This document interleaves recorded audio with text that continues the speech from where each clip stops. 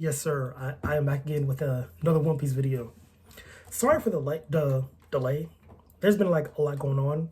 As you can see, new background stuff. I got a fish tank. I found like this crawfish in my parking lot where I go to work. So I was like leaving work, like I just saw this crayfish just walking. I'm like that's peculiar. It's like there's no water nearby, so like either somebody didn't finish him in a seafood boil or he just spawned right there in front of me. The point is, I just adopted that crawfish from the parking lot, bought a fish tank, all that good stuff. So yeah, and I have a pet crawfish. His name is Clark. But then at the same time, I'm also moving too.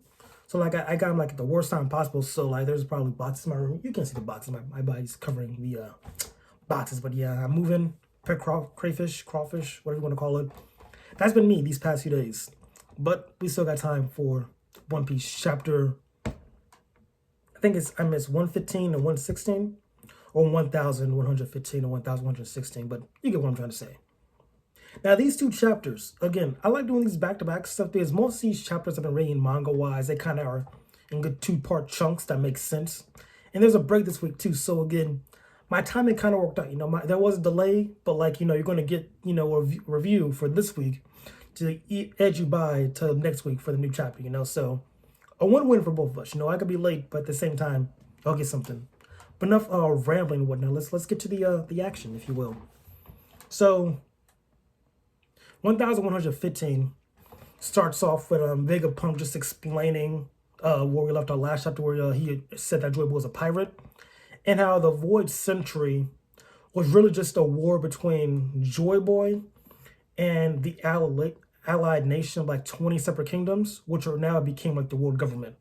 So he's explaining that whole situation, and he said that how like the Void Century ended when Joy Boy was defeated, but then at the same time, like the whole sea level rose to like about 200 meters, or like 200 meters is I think like 650 something feet. The point is, it rose really high. You guys can double check me on the map, whatever. It rose pretty high afterwards because and it was like a natural phenomenon. Like it was like a weapon that did that. And so that whole chapter is Vegapunk, building up to the fact that after the war was lost, there was this weapon that was used to like raise the sea levels, and that's what caused the Void Century, because like it wiped out like a lot of continents, obviously, because like if you get like 600 feet of water, that's going to like destroy like a lot of stuff. A lot of stuff just gonna be like gone out of existence. That's how like the Void Century happened, is because of that instance. So then he's like, oh, so then Vegapunk goes on to say like that was caused by like the ancient weapons, and how like that war right now is still going on today because the sea levels are still rising.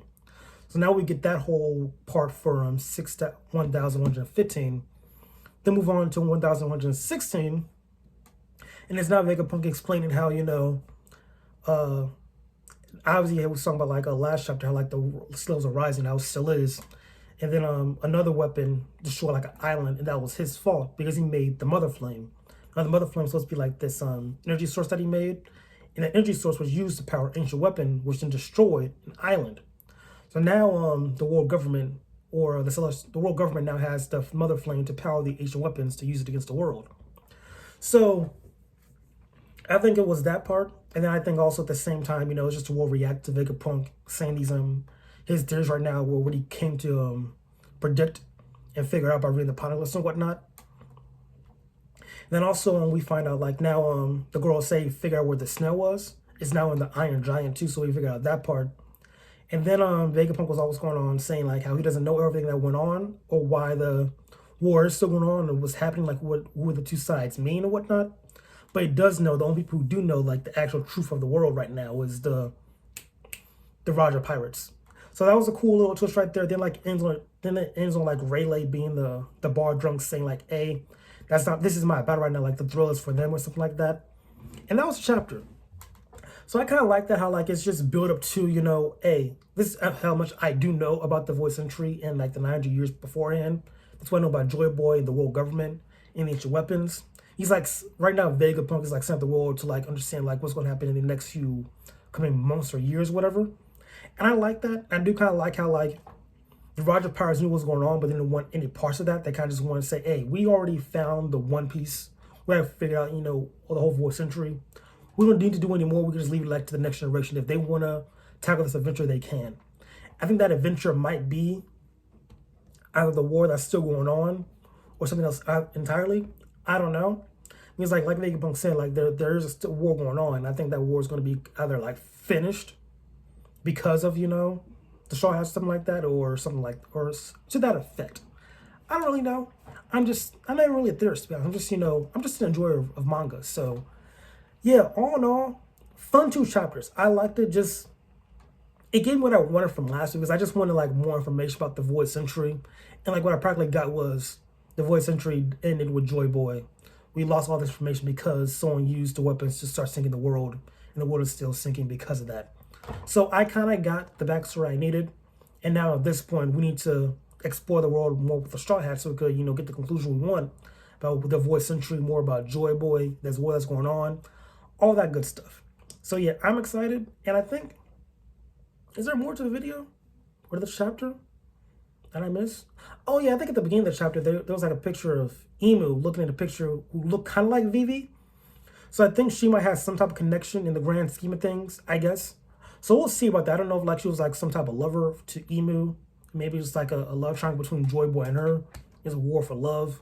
That might be interesting. I don't know. But yeah, like all in all, just a very cool chapter. I just think I understand why he took a break, Oda. I mean, because these 2 chapters, or I think it was these 3 chapters, just explain like all this information. Like we're getting like actual good lore now, and I appreciate that because with Oda, he gives like a snippet of lore that like he just drops and it goes like a couple 30 chapters without talking about it ever again. So again, like back-to-back chapters, just balls in deep lore. It makes me happy camper. I enjoy a good lore fest every now and then. So yeah, that's it for this video. I'm happy. I'm liking One Piece so far. I'm thinking about, well, actually, I might as well just tell you. So I recently started reading Chainsaw Man, and this is like what, like last week, because I was like bored. Because like fun fact, I was just on Twitter scrolling, and I just got like this manga spoiler. I'm like, dang, that sucks.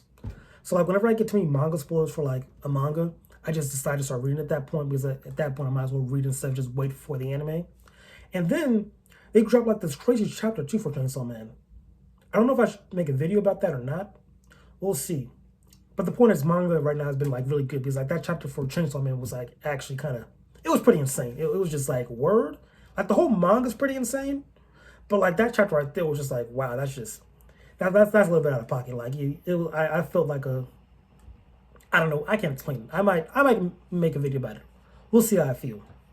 But yeah, that's it for this review though. Hope you guys enjoyed the quick recap of One Piece. And yeah, I think that's about it. Catch you guys next time.